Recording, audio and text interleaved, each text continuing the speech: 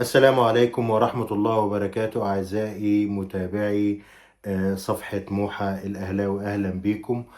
تشرفت بوجودي معاكم النهاردة إن شاء الله. هو أول يوم لينا معاكم، أول فيديو، وإن شاء الله نقدم محتوى يليق بجمهور ومكانة النادي الأهلي في قلوبنا كلنا.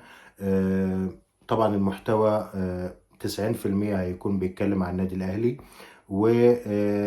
وهنتكلم برضو عن بعض الأمور اللي بتخص الرياضة المصرية والأندية المصرية. وإن شاء الله جميع الألعاب برضو هنتكلم على كرة السلة وكرة الطايرة وكرة اليد وكل الألعاب اللي بيشارك فيها النادي الأهلي والبطولات اللي بياخدها النادي الأهلي. هنبرزها وهنتكلم فيها وهنتكلم عن رأينا في السلبيات والإيجابيات وكل شيء هنتكلم كل ما يخص النادي الأهلي. أول حاجة النهاردة إن شاء الله النادي الأهلي هيتوجه إلى جوهانسبرج في جنوب أفريقيا. كان المفروض نسافر بكرة الأربع، لكن الجهاز الفني رأى إن ممكن يستفيد بيوم أكتر زيادة، بحيث إن هو يوصل التلات النهاردة بالليل جنوب أفريقيا، ويبدأ من بكرة يتمرن.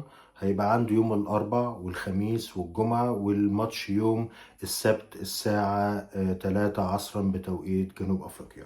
وإن شاء الله العودة يوم الجمعة الساعة 7 في استاد القاهرة. ويا رب الأمن يوافق على إن يكون الساعة الكاملة لاستاد القاهرة في الجماهير. هتبقى حاجة ممتازة جدا، هيفرق جدا مع النادي الأهلي. وانتوا عارفين لما الاستاد بيتملى بيعمل ايه مع النادي الأهلي، وبيعمل ايه مع اللعيبة، وبيكون الموقف يعني أجمل يعني أو أحسن. آه، النهاردة إن شاء الله هيبقى في تمرينة في استاد التتش. يعني بعدها على طول الأهلي هيتوجه إلى المطار، ويعني هيطلعوا بطيارة خاصة إن شاء الله. وربنا ييسر إن شاء الله ويوصلوا بالسلامة ونأدي مباراة كويسة. بتمنى بتمنى وبرضه في حذر، يعني أنا بتمنى إن الكابتن محمود الخطيب يكون مع الفرقة بالذات في الماتش ده. لكن يقال أقاويل كده بتقال إن هو ممكن يروح أو ما يروحش، لسه مش عارفين القصة هتروح لفين. لكن طبعا على حسب الدكتور وهيحدد له إذا كان هيقدر يسافر ولا لا، لأن طبعا جنوب أفريقيا بالذات مسافة طويلة وسفر طويل، وده هيأثر بشكل سلبي على كابتن محمود الخطيب. فيعني يا رب إن شاء الله، أهم حاجة صحته. وإن شاء الله الرجالة هيقوموا بكل المطلوب منهم، وإن شاء الله يرجعوا لنا على الأقل على الأقل تعادل. هيريحنا كتير في الماتش اللي موجود هنا في مصر إن شاء الله. آه، كابتن محمود الخطيب اجتمع امبارح، ويمكن من النوادر ان هو بيجتمع مع الجهاز الفني في بيته. يعني اجتمع معاهم امبارح في منزله بحضور الكابتن محمد رمضان والكابتن محمد شوقي. الحقيقة يعني كان الهدف من الاجتماع هو ان بيدي الثقة لمستر كولر هو وجهازه الفني. طبعا لما يقال ولما يشاع في السوشيال ميديا، واكيد كل الاخبار بتوصل لمستر كولر، ان الجهاز الفني هيتغير. طبعا كل الاهلاويه بيتمنوا ان هو يتغير، لكن ضيق الوقت وقرب مباراة صن داونز سواء الذهاب او العودة بيخلينا ننتظر نشوف يعني ايه ممكن يحصل.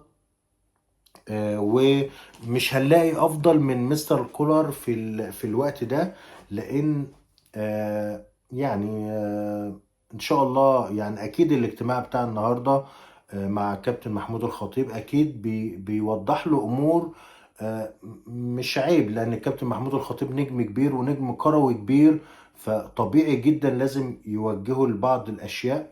وان شاء الله تكون في محلها، ويكون مستر كولر يعني يكون عقليته، مش هقول زي ما الجمهور عايز، لا، يعني يكون زي ما الواقع عايز. يعني تشكيل يكون مظبوط زي الماتش بتاع بيراميدز، التشكيل الى حد كبير جدا بنسبة يعني 99% كان كويس، وده المطلوب وده المعقول.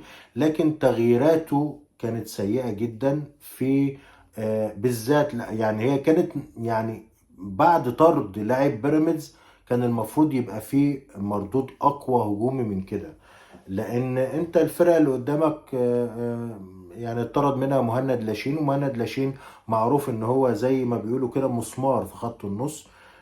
فبالتالي كان لازم يبقى فيه دفعه هجوميه اقوى اكتر من كده. حاجات كتير، واشرف بن شرقي يطلع، حتى لو اشرف بن شرقي مش في مستواه لكن على الاقل وجوده كان هيفرق برضو كتير. امور كتير، لكن خلاص ماتش وعدى.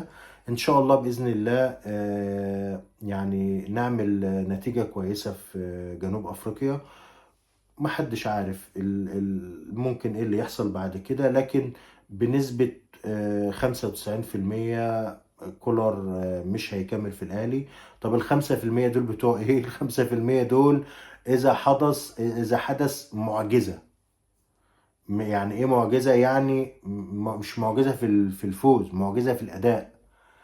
كولر يسترجع ذكريات سنتين فاتوا او ذكريات زمان، لما كان بيكسب باتنين وتلاتة واربعة وخمسة، ومع الاداء مع الفوت طبعا كانت الدنيا غير خالص.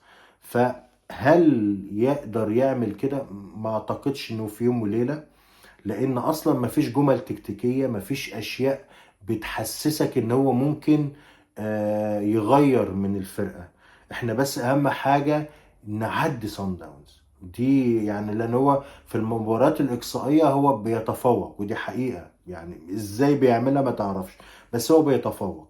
تمام. فاتمنى انه ما يخيبش امالنا المرة دي ويتفوق ويعدي، والكل حدث حديث. يعني وقتها نشوف ايه اللي هيحصل، وربنا ييسر ان شاء الله. والمهم ان احنا نعدي دور قبل النهائي، لان ده هيبقى انجاز كبير جدا ان الاهلي يوصل النهائي، ويا رب يكسبه. يبقى ما فيش فرقة في افريقيا آه، ومش عارف اذا كان في العالم كله، هل فرقة يعني حصلت على دوري ابطال اوروبا او افريقيا او اسيا 3 مرات ورا بعض. في افريقيا لا ما حصلش، لكن بره الله اعلم. بس اكيد هيبقى انجاز كبير للاهلي، وهيفرق معاه كتير جدا.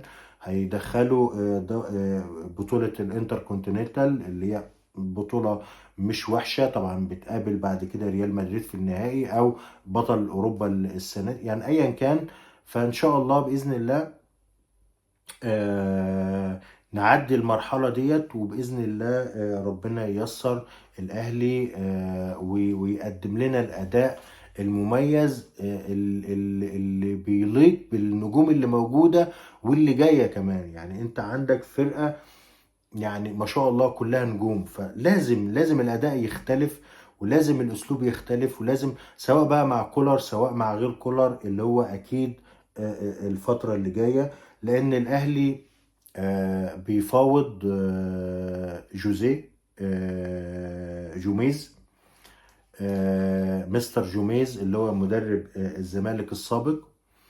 مستر جوميز يعني عارف الكرة المصرية، و يعني درب الزمالك وعمل نتائج كويسة قدام الأهلي، وأداء كويس قدام الأهلي. مش حكاية نتائج بس، لا، الأداء نفسه كان كويس. بعض الماتشات برضو كان أداؤه جيد جدا. بعض الحاجات، وده شيء طبيعي لأن برضو ما عندوش سكواد عالي في الزمالك، فطبعا أكيد لكن الفكر العام فكره كويس، مدرب كويس. فده يعني هو حتى أول مراحل فتح كان نتائجهم سيئة جدا، لان اصلا الفرقه كانت بتصارع. دلوقتي ما شاء الله بدأ يعني يطلع في الترتيب في الجدول السعودي، بحيث ان هو يتفادى الهبوط. فده يدل ان هو بيفكر بان هو كويس. فان شاء الله يعني اذا كان مطروح في النادي الاهلي، يعني وبالذات ان هو كمان عارف لعيبه النادي الاهلي، عارف الاجواء في مصر ماشيه ازاي، حتى لو درب فتره بسيطه لكن هو فاهم وعارف. يعني اكيد هيفيد الاهلي ان شاء الله اذا يعني وقع الاختيار عليه. في مدرب تاني وهو ده النهارده بعض الصحفيين زي محمد أبو علي أشار ليه، وأنا تابعت بصراحة بعض النقاد الرياضيين، لكن آه، هو الوحيد اللي اتكلم عليه، وهو خوسيه ريفيرو. خوسيه ريفيرو ده مدرب أورلاندو، اللي هو هيلاعب بيراميدز في الدور قبل النهائي في بطولة أفريقيا، أبطال أفريقيا. المدرب ده كويس جدا، مدرب أسباني. المدرب بصراحة يعني أنا شفت ما كان بيلعب مع الأهلي، لا فكره كويس وفكره هايل جدا. وهو اللي طلب ان هو ما يجددش مع اورلاندو. يعني اورلاندو طبعا مش هيسيب مدرب وصله الدور قبل النهائي وممكن يوصل للنهائي، فطبعا هو اللي طلب ان هو يعني ما يكملش. والله اعلم. على فكرة ممكن يكون الاهلي بدأ يتفاوض مع مدرب، والمدرب ده دلوقتي بيتابع الاهلي، حتى لو كان هو عنده ماتشات لفرقته. بس هنا البروفيشنال، المدرب المحترف ازاي يفصل ما بين ده وده، لغاية حتى ده ممكن يفيده كمان لو قابل الاهلي في النهائي، فطبعا هيفيده في الماتش. لكن وارد يكون هو فعلا في الصورة، فبالتالي برضو مدرب ممتاز جدا مش وحش. وبيقال ان في مدرب الماني لسه برضو مش معروف هويته، في كذا اسم بدأ يطرح لكن مش معروف مين هو بالظبط. تمام. لكن ان شاء الله يعني كده في 3 مدربين: البرتغال، اسبانيا، المانيا.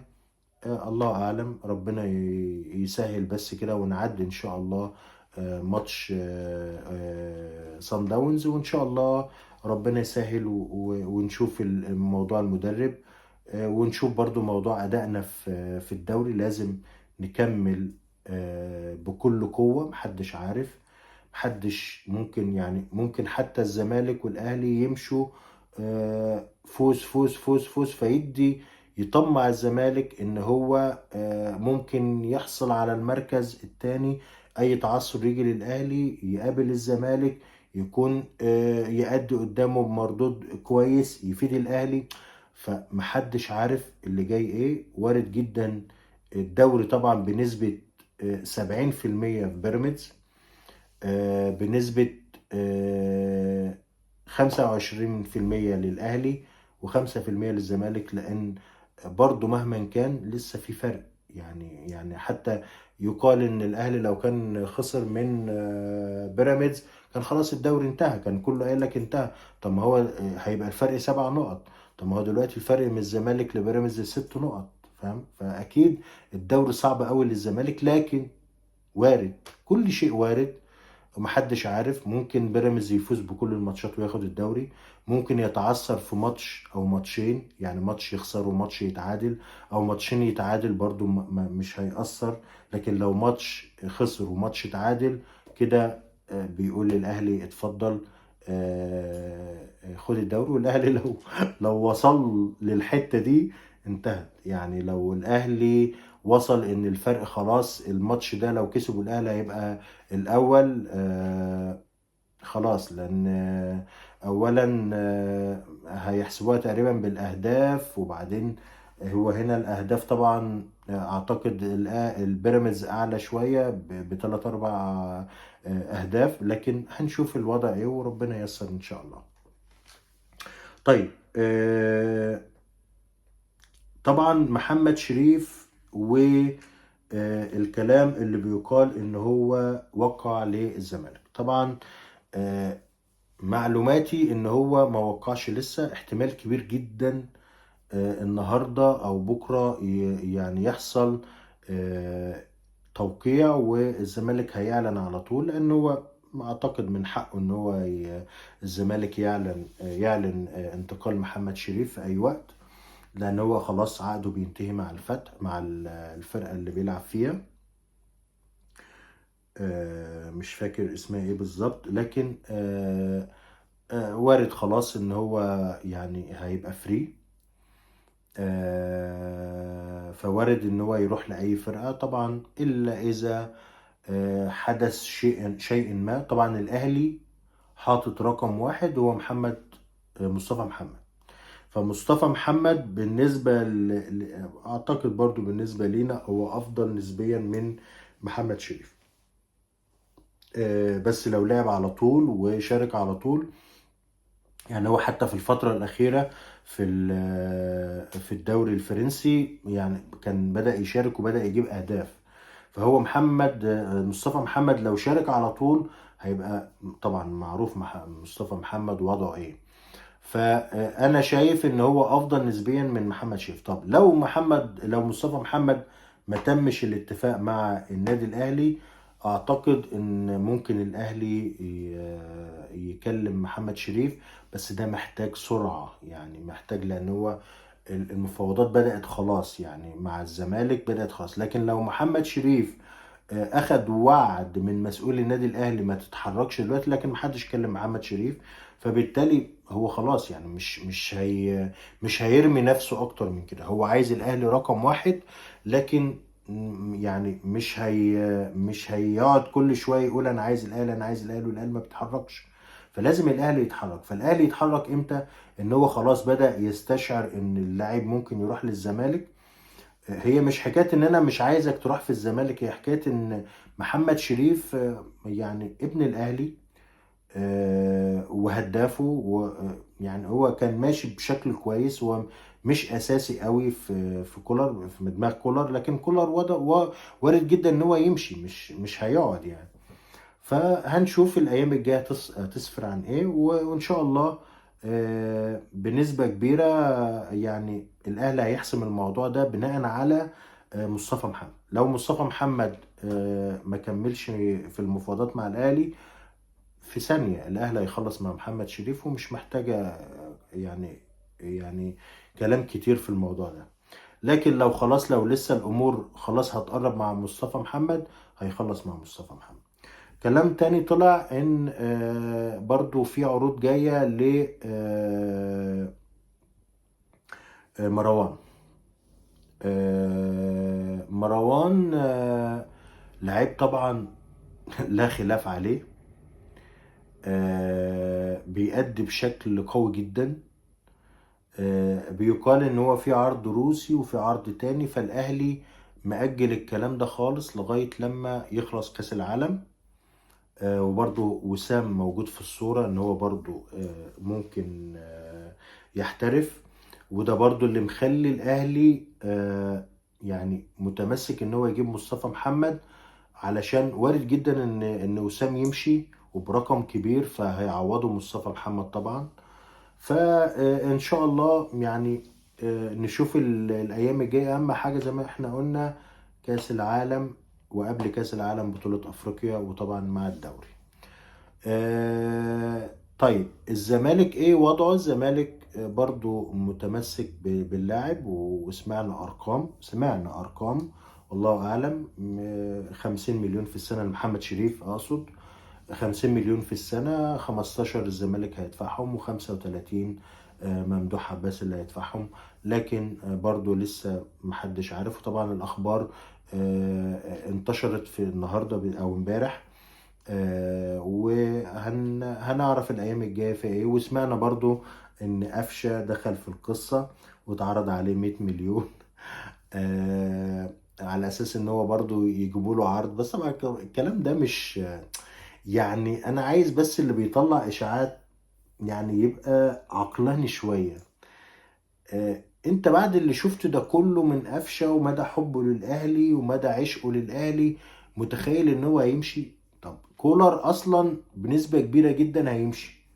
طب قفشه لازم يثبت نفسه للمدرب الجديد، علشان هو قفشه اصلا لعيب حلو ولعيب كويس جدا ولعيب رائع. هو كولر اللي دماغه، يعني كولر اللي مش عارفين له حل يعني بصراحة. لكن ان شاء الله يعني مفيش حاجة، وان شاء الله المدرب حتى الجديد يكون موجود وهيشوف اللعيبة وهيدي لكل واحد حقه. اتمنى كده يعني، وان شاء الله مفيش مفاوضات بالشكل اللي احنا بنسمعه ده. طبعا الزمالك بيحاول يعمل حاجة علشان صفقة زيزو، بيحاول يجري على أكرم توفيق، بيحاول طبعا يخلص في محمد شريف، بيحاول يكلم قفشة. سمعنا كلام برضو محمد الشناوي، ده مستحيل طبعا. كلام كتير، لأن ده إيه، موسم الانتقالات. موسم الانتقالات بيبقى فيه الوضع ده، بيبقى موجود يعني ممكن تسمع كلوب زي ما كان بيتقال مدرب الأهلي، بتسمع حاجات كتير وحاجات. طبعا كله بيحاول ان هو يعمل ريتش وبيعمل مش عارف سبق صحفي وكذا وكذا وكذا. لكن طبعا موضوع قفشه صعب جدا. انا شايف ان هو صعب، او مفيش حاجه صعبه، بس انا شايف ان هو مش يعني، اولا موجود عقده مع الاهلي متجدد، ما عندوش مشكله. اذا طلع بره فطبعا اداره الاهلي مش صغيره، او يعني ما بتفكرش ان هو ممكن يكون طلع بره عشان يرجع. مستحيل طبعا الكلام ده. والولد اصلا ولد كويس وبيحب الاهلي وعايز يقعد في الاهلي، لان عمل تاريخ ومجد للاهلي. يعني يكفي القضية. ممكن يعني دي الوحيدة، دي قصة تانية. مع برضو مساهماته كتير. طبعا احنا ما بنقفش على جون واحد، لكن ده اللي معلم قوي في جمهور الاهلي. لكن اكيد طبعا ساهم بحاجات كتير جدا قفشه. وكان له دور برضو في افريقيا بعد كده، السنه التانية اللي احنا كسبناها ايام كورونا، وكان له دور في ماتشات الزمالك كتير، في كاس مصر حاجات كتير قوي. فقفشه من اللعيبه المخلصه المحترمه المؤدبه، وان شاء الله ربنا يكرمه ويكمل في الاهلي باذن الله، ان شاء الله باذن الله. آه كده النهارده خلصت اول حلقتنا او اول فيديو لينا. آه انا ان شاء الله معاكم بصفة دايمة كل يوم. هي بس عايزة تشجيع شوية، ان انا الاقي تفاعلات كويسة، وان شاء الله نقدر ان احنا نتكلم. انا يعني هدفي ان انا اتكلم مع الناس، والناس تبعت رسائل وانا ارد عليها، ونشوف يعني كأننا بندردش مع بعض، يعني كأن اصحاب بنتكلم مع بعض. ايه رأيك في كذا، ايه رأيك في كذا. فطبعا اي حد هيبعت لي اي سؤال هرد عليه، سواء في الفيديو او في التعليق. وكل هدفنا هو حب النادي الاهلي. حبنا للاهلي هو اللي بيجمعنا. يعني بصراحة جمهور الأهلي جمهور عظيم، جمهور محترم، مفيش زيه في العالم كله. كل الأندية أنا بحترمها، وبحترم نادي الزمالك بجمهوره. لا, لا يعني المتخلف أو العبيط هو اللي يقول كلام غير ده، لأن الزمالك كيان ومهم جدا في الرياضة المصرية. يعني لكن أهلاويتنا فوق كل شيء. الأهلي فوق الجميع، فوق الجميع، فوق من أبنائه ومن محبيه. فبالتالي هو اللي مسيطر علينا النادي الأهلي. أتمنى التوفيق للجميع، أتمنى التوفيق للنادي الأهلي والفوز ببطولة أفريقيا، والجهد والعرق في الدوري لغاية لما نوصل لآخر ماتش، نكون عاملين اللي علينا. الفوز، الخسارة، التعادل بتاع ربنا، كله بتوفيق ربنا. لكن اعمل اللي عليك وسيب الباقي على ربنا. وبعد كده نخش على كأس العالم، وما أدراك ما كأس العالم، وبالذات في نسخته الجديدة هتبقى روعة. يعني أنا أعتقد إن الأهلي والأهلوية منتظرين الأيام ديت بجد. هتبقى أيام حلوة أوي علينا، وتبقى أيام صعبة على ناس تانية.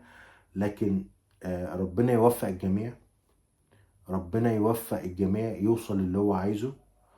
آه، انا عن نفسي والله العظيم يعني بتمنى كل يوم الاقي الاهلي ياخد بطولة، لان الاهلي حاجة كبيرة قوي عندنا. ربنا يديم الأهل في حياتنا ودايما من انتصار لانتصار. وأشكركم وإلى اللقاء.